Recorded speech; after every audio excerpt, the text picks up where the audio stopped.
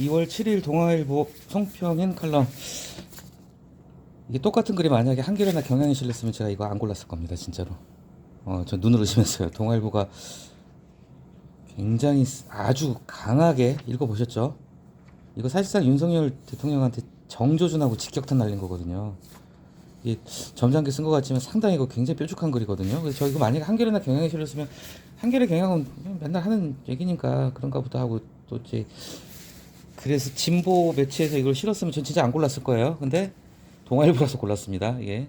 왜냐면은 보수 언론이 얘기를 하는 거기 때문에 좀 더 정치적인 편향성에 대한 오해가 없을 것 같아서 골랐고, 이걸 구조가 아주 좋은 글이에요. 내용을 먼저 얘기를 한 다음에 구조를 하는 얘기를 하는 게 나을 것 같습니다. 내용을 먼저, 일단 제목부터 볼게요. 검사 윤석열과 좌동훈 우복현의 수사 농단. 이 농단이란 말 언제 처음 들어보셨나요? 아마 대부분의 국민들은 최순실이 등장하면서 이런 단어가 있었구나 하고 아시는 분들이 많았을 거예요. 실제로 최순실 때 그 당시 박영수였죠, 아마 특검이 그때? 그때 특별검사 임명법이 농단이란 말이 들어가요. 최순실 어쩌고 저쩌고 뭐저 민간인에 의한 국정농단. 근데 이게 농단이 꼭 농담하고도 비슷하기도 하고요. 우리가 뭐 희롱할 때 롱자 같기도 하고 해서 가지고 놀다, 희롱하다 롱자, 가지고 놀다 롱자라고 생각이 쉬운데요. 이거 찾아보면 농단은요, 그 높이 있는 누각을 말해요. 그래서 이 농단이 뭐냐면은, 농단이란 말 단어만 놓고 보면은 뜻이 안 와닿으실 거예요. 높이 솟아오르는 언덕이란 뜻이에요. 근데 언덕이 왜 이 농단의 사전적 의미는 뭐냐면은, 자기가 어떤 이익을 갖다가 좀 비겁한 방법으로 독점하는 거, 이익을 독점하는 거, 혼자서 이익을 챙기는 거, 이런 걸 좀 뭐랄까 좀 얌체짓을 해가지고 혼자 이득을 챙기는 걸 농단이라고 그러거든요. 근데 왜 언덕이 농단이 됐습니까? 예, 저도 오늘 알았습니다. 옛날에 중국에 맹자 살던 시절에, 맹자 때 중국의 한 장사꾼이 시장을 이렇게 딱 보는 거예요. 근데 시장이 제일 잘 보이는 높은 언덕백이 올라가서 이렇게 보는 거예요. 그래서 그 중에서 제일 좋은 자리를 갖다 쫙 눈여겨보고 그 자리를 찌면서 거기서 물건을 갖다가 이제 쉽게 얘기하자면 이렇게 뭐랄까 매점 매석을 하는 거죠. 사들여가지고 사직에서 딱 사들였다 물건값 오르면 팔고, 높은 위치에 올라가서 장사하기 좋은 장소를 찾았대요. 그 장사꾼이 약간 좀 머리를 쓴 거죠. 그래가지고 이득을 갖다가 싹쓸이 한 거예요. 거기서 시작되는 말이 바로 이 농단이란 말입니다. 농단이란 말이 바로 거기서 등장을 해요.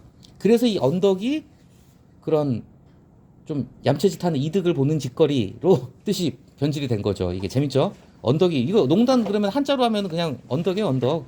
언덕백인데 이 언덕이라는 농단이라는 단어가 이 권리, 뭐 교묘한 수단 이렇게 됐고, 그래서 이게 최순실 사태 때 굉장히 유명해졌죠. 여기서 또 이제 말씀을 드리고 싶은 게 뭐냐면, 농단이란 말을 하다 보니까 농단이라는 말을 뜻을 정확히 찾아보면은 좋은 자리를 차지해서 이익이나 권리를 교묘한 수단으로 독점한다는 뜻이 있거든요. 이것도 우연치가 않은 게 뭐냐면, 지금 검찰에 대한 비판이 많잖아요. 많이 있었잖아요. 그 중에 많은 게 이제 바로 기소 독점주의하고 이제 수사권을 사실상 독점한다는 얘기예요. 기소 독점주의는 뭐냐? 기소가 뭐냐면 일으킬 기자의 재판 숫자거든요. 형사 재판을 넘기는 거예요. 판사가 그냥 내 마음에 안 든다고 제 기무기가 생긴 게 마음에 안 들게 생겼다고 불러다가 재판할 수 없는 거예요. 아무리 기무기가 못생겼어도. 재판을 하려면은 정식 절차를 밟아서 누군가 소를 제기를 해줘야 돼. 그 소 제기를 하는 게 기소인데, 이 기소는 검찰만 할 수 있어요. 경찰도 못하고 국정원도 못하고 하나님도 못합니다. 대한민국에서 아무도 못해요, 진짜로. 이거는 기소를 할 수 있는 권한은 오로지 검찰만 가지고 있어요. 수사는 일부에 따라서 국세청도 수사권을 가지고, 우리 뭐 도청 가면 특사경이라고 그러죠. 일반 공무원 중에서도 일반직 공무원도 수사권을 가지고 있어요. 수사 보조 권한이나 수사 권한은 나눠서 가지고 있거든요. 국정원, 감사, 아니 뭐 국세청 뭐 다 있는데, 오로지 기소 권한만은 검찰이 가지고 있어요. 그래서 경찰이 백날 첫날 수사를 해도요, 검사가 기소 안 해버리면 끝이에요. 그래서 검사가 가지고 있는 가장 큰 힘 중에 하나가 뭐냐면 불기소 처분 권한이 있는 거예요. 그러니까 예를 들면은 길 가다가 뭐 돈 50원이 떨어져 있어요. 50원을 내가 주어요. 다 한 번씩은 주워 보셨을 거예요. 다 한 번씩 죄 지어봤습니다. 이거 형법상 점유이탈물 횡령죄예요. 이거 솔직히 말하면 제대로 FN대로 하면요, 너 50원 길 가다 주었지, 검사가 기소할 수 있어요. 재판 넘길 수 있어요. 근데 그건 말이 안 되겠죠? 그러니까 이런 경미한 건 같은 경우는 검사가 그냥 기소를 안 넘기고 불기소하는 권한을 가지고 있어요. 그러니까 재판에 넘기느냐 마느냐. 우리가 흔히 생각할 때 검사 힘이 세다고 생각할 때 수사권이 있으니까 세다고만 생각하는데, 이 권한을 사람들이 잘 몰라요. 재판에 넘기느냐 마느냐 권한을 갖다 독점을 하고 있어요. 그러니까 조금 극단적으로 얘기하면 진짜 좀 경계선상에 있는, 이걸 재판에 넘겨 말을 하는데 우리 상식에 봐서는 이거 그 재판 가야 돼, 벌금을 받더라도 재판을 가야 돼 싶은 건이라도 검사가 눈 감아주려면 눈 감아줄 수 있는 거예요. 불기소 처분 때려버리면은. 이제 얘기가 길었는데 결국 기소권을 독점을 하고 있고 수사권도 사실상 독점을 하다시피 해요. 수사권이 뭐 경찰도 있고 국정원도 있대지만은 그 모든 수사를 갖다가 최종적으로 좀 총괄 역할을 하는 게 검찰이니까 그래서 기소권 수사권을 독점하고 있다. 그래서 이 농단이라는 단어가 그냥 들어갔다는 생각이 안 들어요. 물론 어떤 독점의 의미가 이 농단이라는 말 자체에 있기 때문에 들어갔다는 생각이 들고요. 그냥 구조 분석을 먼저 하겠습니다. 다 읽어보셨을 테니까. 자, 이 글이 정말 표준적인 전형적인 논설문이고 아주 좋은 구조예요. 우리가 뭔가를 비판을 할 때는 제가 항상 말씀드렸잖아요. 뭐가 필요하다고 그랬죠? 비교해야 돼요. 그 얼마 한 10년 전부터 생겨난 말이잖아요. 엄친아. 엄마가 나를 혼낼 때 왜 자꾸 집 친구 아들을 꺼낼까? 엄친아. 되게 기분 나쁘죠? 상대방 기분 나쁘라고 쓰는 글이에요. 이런 글은. 그러니까 비교를 해야 돼. 비교를 할 때 우리가 비교를 두 가지로 생각을 해보시면 됩니다. 공간적인 비교가 있고요. 시간적인 비교가 있어요.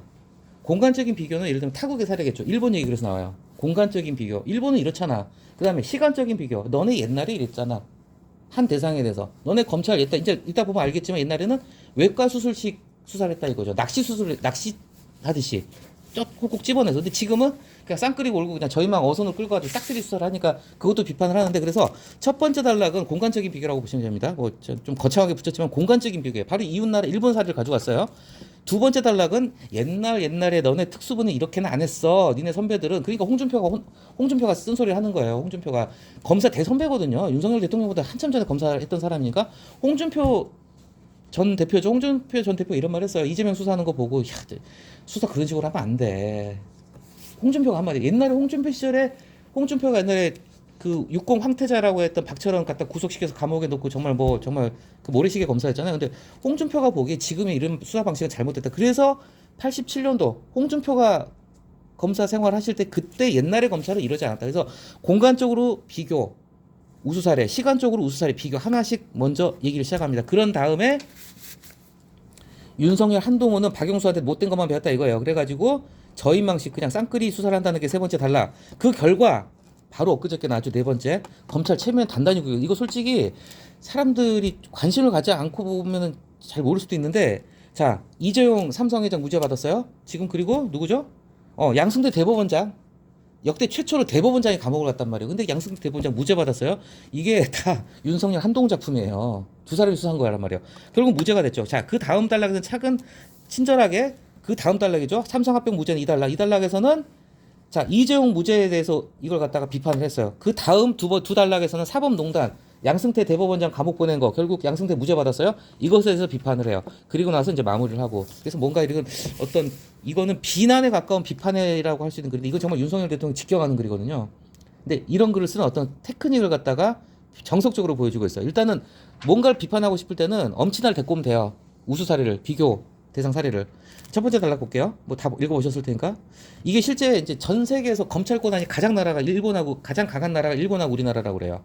미국만 해도 미국은 검찰 권한 그렇게 별로 안 씁니다. 미국은 우리가 뭐 미드 같은 데서 보지만 뭐 FBI나 이런 수사기관이 NYPD나 FBI나 CIA 얘네가 좀 그럴싸해 보잖아요. 미국 검찰은 힘 없어요. 미국 검찰 제가 알기로는 그냥 그야말로 소송업만 수행하는 걸 알고 있거든요. 거의 수사 권한이 거의 이거는 이제 경찰이나 이런 데서 가지고 있고. 근데 일본하고 우리나라가 전 세계에서 검찰이 가장 센 나라인데 그 중에서 우리나라가 더 세요. 그리고 이제 이거 보시면 아시겠지만 일본 검사는 이거 참 중요한 겁니다. 억울한 피의자가 한 명이라도 안 나와야 되지 않는다. 그러니까 일본 검사는 내가 재판에 넘겼어요. 수사해서 기소 재판 넘겼는데 판사가 무죄 때렸다. 그러면 옷벗을 가고 해야 된다고 그러잖아요. 그래서 여기 이제 일생현명이라고 한자 나오죠. 목숨을 거는 이게 이제 일본어 유명한 구조 이쇼겐메이라고 우리로 치면은 진짜 몸과 마음을 다쳐 충성을 다한다 그 표현일 거예요. 이쇼겐메이라고 일본어로 이쇼겐메이라고 이게 이쇼겐메이가 그냥 일생현명이라고 그냥 사자성어로 쓴 게 아니라 이 일본에서 쓰는 표현이에요. 이쇼겐메이 굉장히 많이 쓰는 표현입니다. 이거 뭐 일본 드라마나 만화 봐도 좀 많이 나와요. 이쇼겐메이. 그런데 우리나라는 무죄가 나도 아니면 말고. 자, 두 번째 같은 검찰이지만 옛날에 너네 안 그랬다 이 얘기죠. 옛날에는 이게 중요해요. 옛날에 재벌 수사 많이 했거든요. 뭔가 찾아내야 돼요.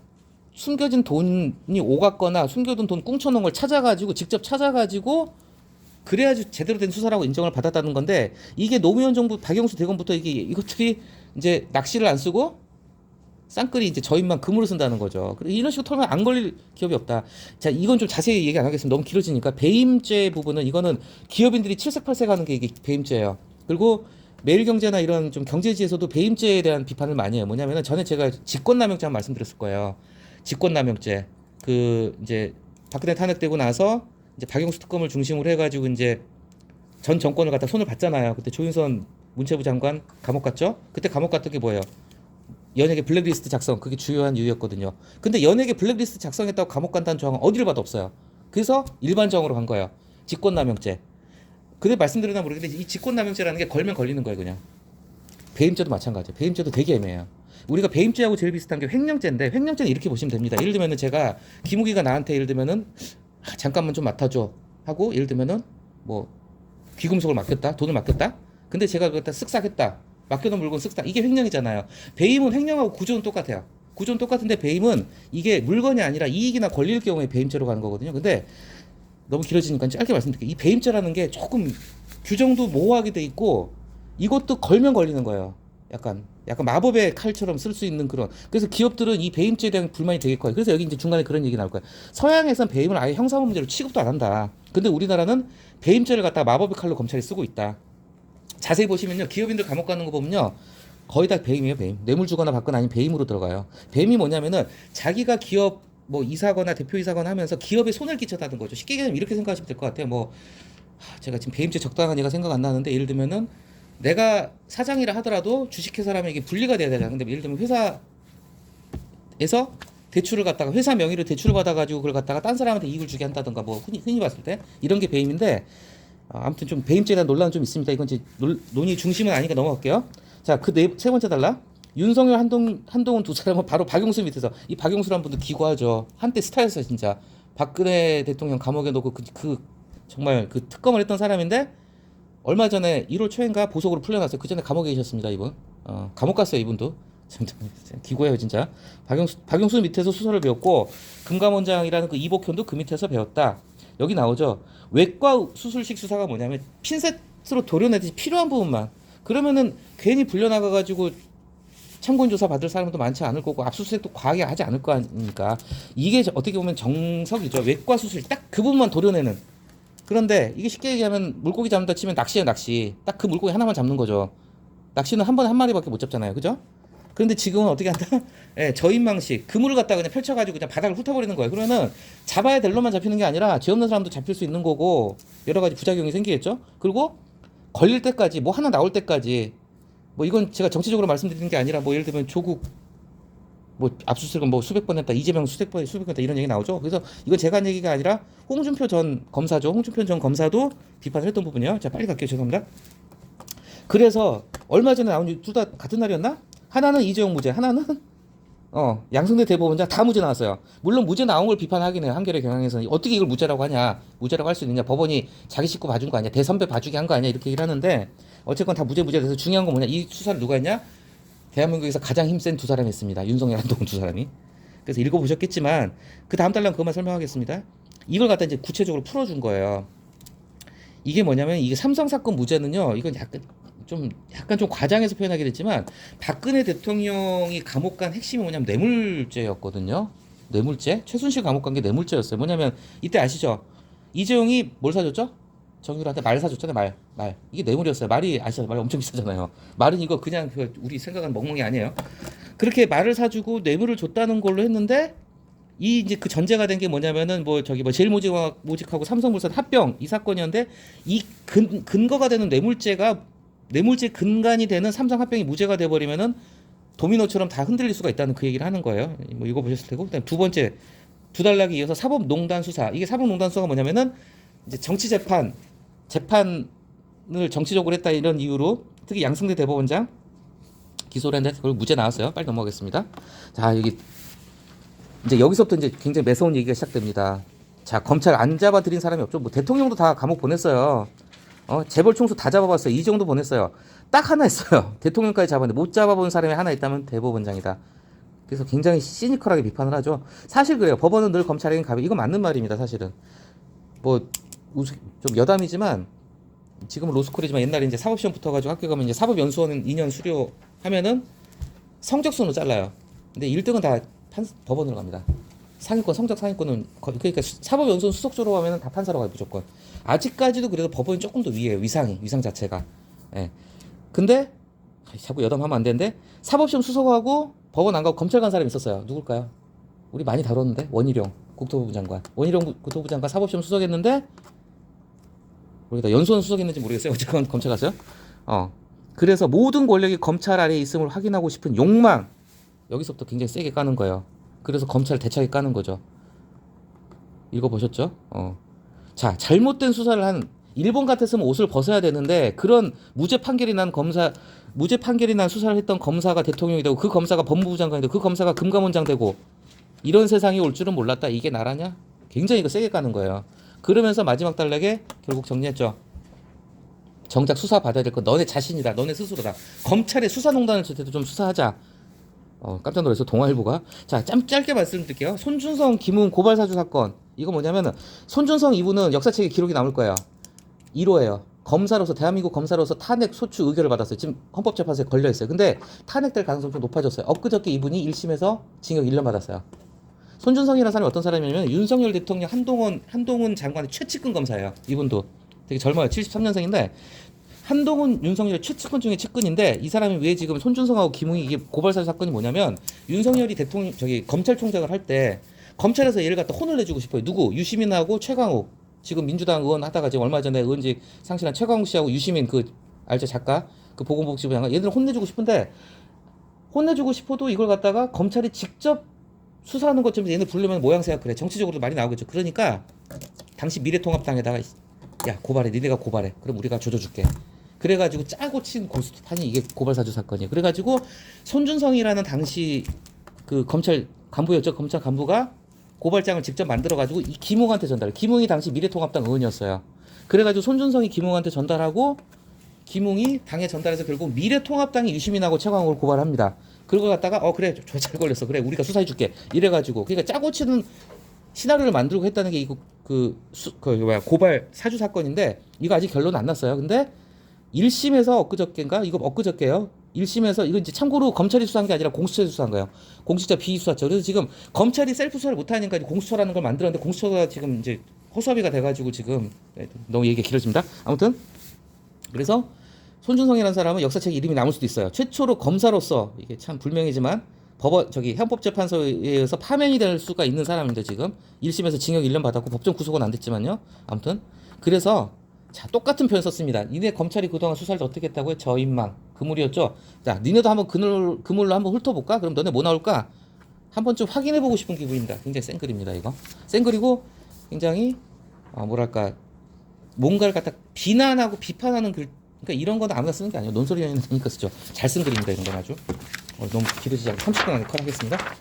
두 번째 글은 중앙일보 이은혜 마음읽기 실시간 사회. 자, 이 글은 논설문이라기보다는 어떻게 보면 하나의 수필에 가깝잖아요. 그 내용은 다 이해하셨을 테니까. 근데 아무래도 이 사람이 무슨 글 항아리라는 잡지 같아요. 편집장이라고 하는데 이분은 제가 보기에 거의 작가 같아요. 그러다 보니까 표현이 우리가 작가들이 쓰는 글은 딱 보면 티가 나요. 굉장히 독창적인 표현.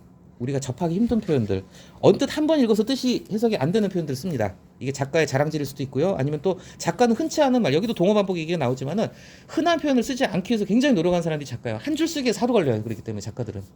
자, 첫 번째 단락 SNS.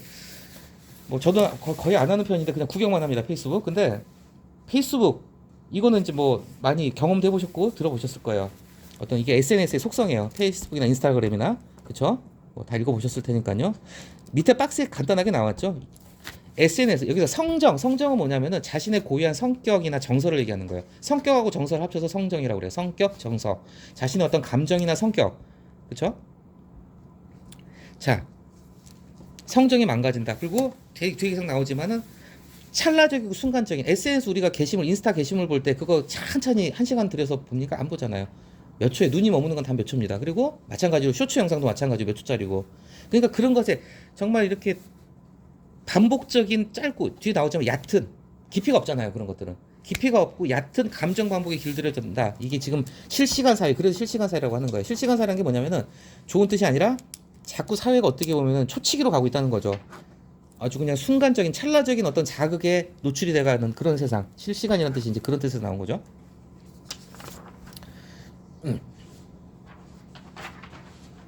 그래서 이제 두 번째 단락을 보면은요.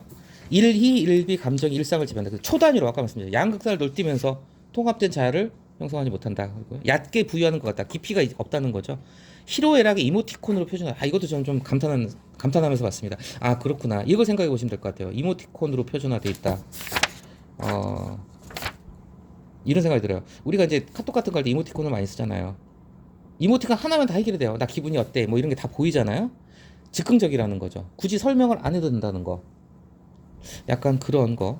그쵸? 이것도 역시 이모티콘이라는 것 자체가 굳이 내가 나의 감정을, 사람의 감정이라는 게, 그러니까 옛날에 이런 거 생각해 보시면 될 것 같아요. 뭐두 분은 좀 생소할지 모르겠지만, 제가 학교 다닐 때까지만 해도 연애편지라는 걸 썼어요. 그때만 해도 뭐 핸드폰이 있어요. 뭐가 있어. 이메일도 없고 하니까. 연애편지. 직접 손편지 쓴단 말이에요. 그러면요, 그 편지 하나 쓰는데 뭐 몇 시간 밤새기도 하죠. 어떤 그런 사색이나 감정의 깊이가 들어가잖아요. 아무래도. 받아보는 입장이나 쓰는 입장이나 쓰면서 절절하고 읽어보면 절절하겠죠. 근데 요즘 그게 아니잖아요. 요새 누가 연애 편지를 씁니까? 요새 카톡으로 사귀기 시작하고 카톡으로 헤어지는 세상이니까. 그죠? 갑자기 그런 생각이 들었어요. 표준화는 생각의 회로를 멈춰서 한다. 이걸 좀 생각해 볼 필요가 있어요. 잘한번 곱씹어보세요. 표준화. 뭔가 이렇게 정형화되고 표준화돼 있으면요, 우리가 고민을 안 해도 돼요. 고민 안 하고 그냥 그것만 고르면 되니까. 그러니까 꼭 생각을 길게 할 필요가 없으니까 생각회를 멈춰서 한다. 대신에 손가락은 바쁘죠. 자꾸 움직이니까. 그래서 뭐 읽어보시고요. 자, 동어 반복. 제가 여러 번 말씀드렸더니만요. 번역가 류진호는, 자, 동어 반복에 멀미가 난다. 이게 무슨 뜻이냐면요. 이게 우리말 단어가 외국어보다는 좀 다채롭다는 생각이 들어요. 그러니까 뭐냐면은 운다 그러면요, 영어 단어로 운다 찾아보면 몇 개 안 나옵니다. cry, 뚝뚝 눈물 흘리면 weep, 뭐 이런 단어, 뭐 눈물하면 tears, 이 정도겠죠. 그러니까 외국 서양 서적을 번역을 하다 보면은 동어 반복이 계속 되는 거예요. 근데 우리나라 이제 이 번역가들 사실 작가라고 해야 되거든요. 이분들이 보기에 양이 안 차는 거예요. 똑같은 걸 또 쓰기 싫은 거예요. 그러니까 메일을 갖다, 이거 참 기가 막히죠. 반복을 피하고 싶어서 웁니다. 울음, 눈물바다, 훌쩍, 촉촉, 코튼 시큰, 대성통곡, 오열, 영혼의 두기 터지면서 방류. 운다는 표현을 갖다가 단 몇 줄에 몇 가지 표현을 썼습니까? 우리말이 이게 가능하잖아요. 근데 번역을 하다 보면 그게 안 되니까 짜증이 나니까 이런 메일을 보낸 거죠. 자, 굳이 이 동어 반복을 갖다 생뚱맞게 왜 집어넣냐면요, 그만큼 어떤 생각이라는 게, 감정이라는 게 다채로울 수 있다는 거예요. 생각에 우리가 운다는 말도 단지 운다 그것만이 아니잖아요. 눈물을 흘린다, 뭐 통곡을 한다, 오열한다, 흐느낀다, 굉장히 많은 표현을 쓰는데, 그렇게 다채로운 감정들을 갖다가 아까 말씀드린 이모티콘, 우리가 기쁘고 슬픈 감정도 여러 가지가 있을 수 있는데 이걸 갖다 말로 풀어서 얘기를 하면 여러 가지로 표현할 수가 있는데, 이모티콘 하면 그렇게 구별이 안 되잖아요. 그냥 그러니까 이모티콘 우는 이고 딱 하나잖아요. 그래서 생각 회로를 멈춰서고 표준화가 되고 정형화되는 그런 부분을 갖다 지적하기 위해서 이 동어 반복 부분을 넣었던 거예요. 좀 장황하게. 그 다음에 나오는 게 SNS가 반복이다. 참 감탄한 표현입니다. 장사꾼의 감정이 되어간다. 자, 그냥 뭘 안 팔더라도 그냥 SNS 보면서, 그래, 국어 한번 보면서 슬퍼하고, 그 다음에 뭐 누구 결혼한대, 자, 손님 나가고 손님 들어오고, 이런 식으로. 그래서 시간을 안 쓰고 정서를 안 쓴다는 거예요. 마지막 문장, 시간 쓰기 정서 쓰기를 안 한다는 거죠. 시간을 들여서 정서를 갖다가 쓰기, 쉽게 해서 글을 안 쓰는 세상이 됐어요. 지금 요즘 누가 글 씁니까? 글 안 쓰죠. 그렇죠? 어떻게 보면 그런 것 같아요. 이모티콘이라는 거는 햄버거 가게 패스트푸드하고 비슷한 것 같아요. 뚝딱하고 만들어내죠. 이모티콘이라는 게 그냥 아주 간편해요. 그리고 메뉴도 몇 개 안 돼요. 정해져 있어요. 근데 어떤 우리가 글을 쓰거나 서술하는 거든, 뭐 예를 들면 집에서 좀 반찬 다 이렇게 사다가 집밥 해가지고 한상 차려내는 거라고 할까? 약간 그 차이인 것 같아요. 집밥의 느낌하고 패스트푸드의 느낌, 그 차이. 자, 뭐 페이스북 읽어보시고요. 자, 중요한 단락은 이제 끝에서 두 번째 단락입니다. 이건 이제 온라인 SNS가 아니라 오프라인 얘기를 하는 거예요. 상가집 가서 친구 만났어요. 그래가지고 2시간 동안 울다가 웃다가 이게 상가집에서 있는 게 있어요. 상가집에 사람이 다 울지만 않습니다. 웃기도 하고 거기서 농담도 하고 고도리도 치고 그러잖아요. 울다가 웃다가, 이게 어떻게 보면 SNS로 우리가 피상적으로 얕게 반복적으로 그렇게 그냥 흘리듯이 그렇게 지나가는 감정이 아니라, 진짜 사람하고 사람 사이의 관계는 SNS가 아니라 직접 얼굴 마주 보고 서로 같이 울고 웃으면서 술잔 한 잔 기울이면서 했을 때 진정으로 감정이 오가고 정서가 오간다. 이 얘기를 갖다가 길게 했던 거예요. 그렇죠? 그러면서 이제 마지막 단락은, 이게 이제 왜 수필이냐, 마지막 단락에서 뭔가 이 글을 갖다가 마무리 짓고 뭐 어떤 결론을 갖다 내기보다는 한 가지 사례를 더 얘기를 한 거예요. SNS 중에서 이제 가장 사람들이 피곤해하는 게 이제 단톡이잖아요. 참고로 저는 제가 제 카톡의 모든 단톡방은 다 그 알림을 꺼놨습니다. 안 그러면 생활이 안 되더라고요, 진짜. 알림 다 꺼놓고 그냥 가끔 들어가서 봐요. 자, 여기서도 정말 공감 많이 하셨을 거예요. 어떻게 보면 우리가 동감을 강요당하는 부분이 있어요. 또 무반응을 견디지 못해. 내가 예를 들면 단톡에서 한마디 날렸는데 다들 가만히 있으면 되게 못쓰 같죠.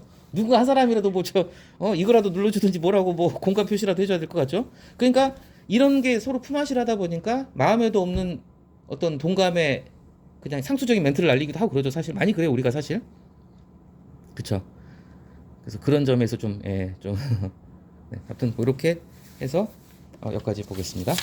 이거는 그냥 한편의 수필이고 이제 어떤 사회 세태가 이렇게 돌아간다는 걸 우리가 SNS의 특성을 통해서 한번 본다는 데 의미를 뒀습니다. 그 다음에 이제 마지막 거 이건 빨리 보겠습니다. 남탓의 계절 한국일보 건데요. 이 글은 제가 왜 골랐냐면요. 뭐 특별한 얘기는 아니에요 사실. 여기서 다루고 있는 게 선거 투표 잘하자, 정말 남 탓이 잘하는 게 정치인들이다, 뭐 총선에 투표 잘하자 이 얘기인데 결국은 사실 결론 자체가 그렇게 특별한 글은 아닙니다. 그런데 왜 골랐냐면요. 글을 우리가 하나의 쓰는 어떤 스킬을 갖다 배워볼 수가 있는 것 같아요. 이 쓰는 분도 차마 이선균이라는 이름을 갖다가 언급하는 게 되게 미안했어요. 그렇기 때문에 이선균은 이자도 안 나옵니다. 앞에 두 단락에서. 누군지는 뻔히 알아요, 우리가. 그런데 고인의 이름을 언급하는 거죠. 엊그저께 좀 이건 좀 다른 얘기지만 누구 주호민? 그 자폐 아동 때문에 조금 시끄러웠죠. 그건 좀 그분이 잘했고 못했고 이런 얘기 하는 거 아니에요. 근데 주호민 씨라는 사람이 자신의 신경을 또 SNS에 구구절절 썼는데 이성균을 갖다 언급을 했나요? 고 이성균 배우를. 그랬더니 이제 엄청 이제 비난이 쏟아졌죠. 거기다 왜 이성균을 끼업하냐. 나중에 싹 지웠다고 그러더라고요. 그러니까 고인의 이름을 언급하는 것 자체가 상당히 좀 조심스러운 부분이라는 걸 한번 생각을 해보시면 좋을 것 같고, 그래서 이 글에도 이성균의 이자도 안 나옵니다. 그러니까 자, 이 글은 왜 어떤 스킬이라고 하면 너무 가벼운 느낌이 드는데 어떤 글을 설득력 있게 풀어가는 요령이 정석적인 게 들어가 있어요. 뭐냐? 맨 마지막에 기승전 뭘로 가요? 투표 제대로 하자잖아요. 근데 투표하고 아무 상관이 없는 이성균 얘기로 시작을 합니다. 돌아가신 배우 얘기로 시작을 해요. 자, 그러면서 자연스럽게 자, 이성균을 누가 죽였냐? 사회적 타살이라고 하는 사람들이 많아요. 자, 경찰하고 언론 니네가 죽인 거 아니야? 그 다음으로 자연스럽게 글로 넘어와요. 그 다음에 그런데 이성균 돌아가시고 나서 경찰 언론이 반성합니까? 안 해요. 내 탓이요? 안 하죠 절대. 남 탓만 하고 있죠. 경찰도 언론 탓을 하고 있고 언론도 가만히 입 다물고 있고. 자, 자기 탓이라고 한 사람, 책임진 사람 아무도 없다. 뻔뻔한 남 탓. 자, 그러면서 자연스럽게 남 탓은 자, 남 탓의 가장 안 좋은 점이 뭘까? 자기 발전이 없게 된다. 반성이 없으니까, 성찰이 없으니까 결국은 앞으로 나가지 못한다는 걸 갖다 얘기를 한 거예요. 그리고 나서 자연스럽게 남 탓의 계절이 왔다 하면서 총선으로 넘어간 거예요. 이게 매끄럽게 쫙 흘러가는 게 이런 게 좋은 글이라는 거죠. 아무 상관이 없는 걸로 시작해서 아무 상관이 없는 걸로 끝났어요. 이성균으로 시작해서 투표 잘하자로 끝났거든요. 근데 이 흐름이 어색하지가 않잖아요. 읽으시면서 자연스럽게 쭉쭉 이어가잖아요. 이성균 얘기를 하고 이성균을 사회적 타살한 언론하고 경찰 찍소리도 안 하고 있어. 자기 반성이 없어? 야, 이거 진짜 너네 정말 참 남탓만한 못된 것들이구나. 그래 남 탓을 하면은 자기 성장이 없겠지? 자, 남 탓의 계절이 왔어. 그러면서 총선이다 자연스럽게 이어가는 여기서도 이제 좀 그래요. 재밌는 게 첫 번째 문장 단락 보겠습니다. 첫 번째 단락. 자, 보세요. 첫 번째 문장 주어 있어요? 사회적 살인의 목격자였다. 주어 어디 있어요? 주어 없습니다. 자, 두 번째 단락 넘어갈게요. 세 번째 단락. 석 달 가까이 경찰 조사를 받았고 공개 소환과 검사를 모두 받았다. 주어 있습니까? 없어요. 원래 주어가 없는 글은 있으면 안 되죠. 근데 이것도 하나의 어떤 강조를 하기 위한 뜻에서 일부러 이렇게 좀 기교를 부린 거예요. 주어를 생략한 거예요. 자, 사회적 살인의 목격자도 주어가 없습니다. 왜 없을까요? 우리 모두가 생략된 거예요. 우리 모두가 사회적 살인의 목격자였다. 우리 모두가 방관자고 목격자였다. 우리 모두가가 생략된 거고, 석 달 가까이 그 다음 문장에 석 달 가까이 앞에는 이제 돌아가신 분이죠. 고 이성균 씨가 석 달 가까이 조사받고 소환받고 다 받았다. 근데 증거 없었다. 근데 결국은 사회적 타살로 이렇게 됐다. 두 번째 단락. 그의 권리는 짓밟혔다. 이것도 참 좋은 표현이에요. 짓밟혔다 다음에 바로 뭐가 나왔죠? 구두발이죠. 우리가 짓밟을 때 뭘 신발 신고 밟잖아요. 보통 그래서 뭐 군홧발에 짓밟힌, 구두발에 짓밟힌이라는 표현 많이 써요. 운동화에 짓밟힌이라는 말은 잘 안 씁니다. 또 특이하게 보통 구두발에 짓밟혔다, 군홧발에 짓밟혔다 이런 말 많이 쓰죠. 짓밟혔다 다음에 바로 자, 그 짓밟은 사람이 누구냐? 바로 그럴 때 구두발에 주인 표현이 이런 게 좋은 거예요. 짓밟혔다 바로 구두발로 이어지는 거. 주인 중에는 공영방송, 그래서 KBS가 지금 이걸 엄청 먹고 있습니다. 이거 제가 말씀드렸죠. 물론 이성균도 잘한 건 아니에요. 그분도 바람 핀 거예요. 솔직히 그것도 유용없어요. 저거 뭐다 바람 폈는데 마약하고 아무 상관도 없는데 그걸 갖다가 녹취록을 다 까버렸죠. 예. 경찰이 있었다. 경찰은 다 기자들한테 정보 흘리면서 그랬죠. 뭐 아니라고 하니까 이건 뭐 제 말은 조심하겠습니다. 자, 그래서 이제 그 다음에 책임진 사람 아무도 없어요. 내 탓이 확언 사람이 나타난 사람이 아무도 없는 거예요. 진짜 사실은 지금 경찰은 대놓고 언론 탓이라고 그러고, 근데 여기서 강하게 비판을 하죠. 그래, 그럼 보도자료는 귀신이 썼니? 경찰 내부에 기자가 언더커버로 잠입했어? 다 흘려준 사람이 있으니까 기자들이 받아 쓰는 거죠. 공생관계가 가장 끈끈한 공생관계 이렇게 보시면 돼요. 경찰이나 검사나 수사기관하고 기자하고는 아주 친합니다. 서로 상부상조하는 관계예요. 자, 남 탓이 그래서 등장을 해요. 뻔뻔한 남 탓에 정말 할 말이 없다. 그래서 이제 귀인 이럴 때 한번 봐주시고요. 다음 넘어가서 자, 중요한 게 뭐냐면은 이 단락 면피를 위해서 이 부분 있잖아. 이 단락이 굉장히 중요합니다. 왜냐면요. 이 단락이 없으면은 지금 이성균 얘기하고 언론 유튜버 경찰 비난하고 나서 바로 남 탓의 계절이 하다 총선이다 넘어가면 굉장히 어색해져요. 그리. 근데 남 탓의 본질을 한번 살짝 쳐주는 거, 건드려주는 거예요. 뭐죠? 남 탓은 발전을 막는다는 거야. 자기 성찰이나 반성을 안 하니까 발전이 없다는 거. 자, 남 탓의 본질은 뭐다? 반성 안 하고 그래서 발전이 없고. 그러면 자연스럽게 반성 안 하고 발전 안 하는 집단이 대표적인 정치인이잖아요. 그래서 자연스럽게 총선이다 남 탓의 계절이 왔다로 넘어갈 수가 있는 게 이것 때문에 가능한 거예요. 이런 게 굉장히 중요한 단락입니다. 이 단락 없으면요, 그 굉장히 이상해집니다. 그래서 이런 거, 이건 중요한 단락이요. 자, 여기 나왔죠? 여기서 대가가 아니에요. 대가 뭔가 어떤 뭐 영화의 대가 예를 들면 뭐 이런 식으로 미술의 대가 할 때 그 대가예요. 자, 대가들은 환경을 탓하지 않죠. 우리가 흔히 하는 얘기죠. 명필은 붓을 탓하지 않는다. 거꾸로 뒤집어서 속담 있죠. 뭐죠? 선무당이 장구 탓한다. 그렇죠. 명필은 붓을 안 탓하지 않는데 서투른 무당은 장구 탓을 하는 거예요. 그죠? 예. 그러면서 이제 자연스럽게 총선으로 가는 거예요. 그래서 뭐 그 다음은 다 읽어보셨을 테니까, 그렇죠? 상당히 공감이 가죠. 90년대생 두 분 초등학교 교과서도 있었을 거예요. 지방과 수도권 격차, 그죠? 있었죠? 이미 이게 지금 하루 이틀 일이 아니라는 거죠. 근데 아직까지 해결이 안 돼. 이게 누가 잘못한 거죠? 여가 잘못한 거야? 야당이 잘못한 거야? 둘 다 잘못했다 이거죠. 그 사이 정권이 몇 번 바뀌었는데 똑같은 놈들이라 이거예요. 여당, 야당 둘 다 잘못했어 너네. 90년대 이미 30년 전부터 문제가 됐었던 건데 지방과 수도권 격차 이거 니네 해결했어? 아직까지 해결 못하고 왔잖아. 여야 모두 잘못이다. 그래서 마지막 두 단락에서는 투표 잘하자. 자연스럽게 이어졌죠. 남 탓하는 정치는 리더가 되면 안 된다. 그렇죠? 남 탓하는 정치는 속가내자. 그 얘기를 하면서 자, 여기서 갑자기 좀 생각나는데 그냥 여담으로 짧게 얘기하겠습니다. 뒤에서 두 번째 단락에 보면 앞에 남 탓 한 번 하려면 그 전에 자기 탓을 세 번 하는 법이다. 혹시 성당 다니시는 분 계시나요? 성당 미사를 가면은 내 탓이요, 내 탓이, 내 탓이 아시죠? 성당 미사에서 그거 꼭 들어가요. 이제 어떤 근데 예배소는 잘 못 본 것 같은데 맞나? 예배소는 잘 성당에서. 그렇죠. 성당에서 하는 거죠. 내 탓이 내 탓. 근데 이게 내 탓이요 운동이라고 두 분은 절대 모를 거예요. 90년대 돌아가신 김수환 추기경이 차 뒤에다가 네타시오를 갖다 붙이고 다니는 그 캠페인을 하셔가지고 그때 되게 한때 유행을 했었어요. 한때 네타시오 운동이 있었어요. 90년대. 그래서 90년대 중반에 네타시오가 좀 유행어 비슷했어요. 막 그 개그 프로 같은 데서도 많이 나오고 네타시오. 김수환 추 아까도 말씀드린 성당 미사 할 때 꼭 네타시오 이게 있거든요. 아무튼 갑자기 그게 생각났습니다. 그래서 네타시오. 자, 그러면서 마지막 문장도 참 잘 썼어요. 자, 남 탓하는 정치인 뽑지 말자고 그러는데 남 탓하는 정치인을 갖다 방치를 해버리면은 그대로 두면은 그것 역시 반성 없는 남 탓하는 반성 없는 우리가 결국 반성 없는 유권자가 된다. 그러니까 투표 제대로 하자. 이렇게 마무리 졌습니다. 여기까지 하겠습니다.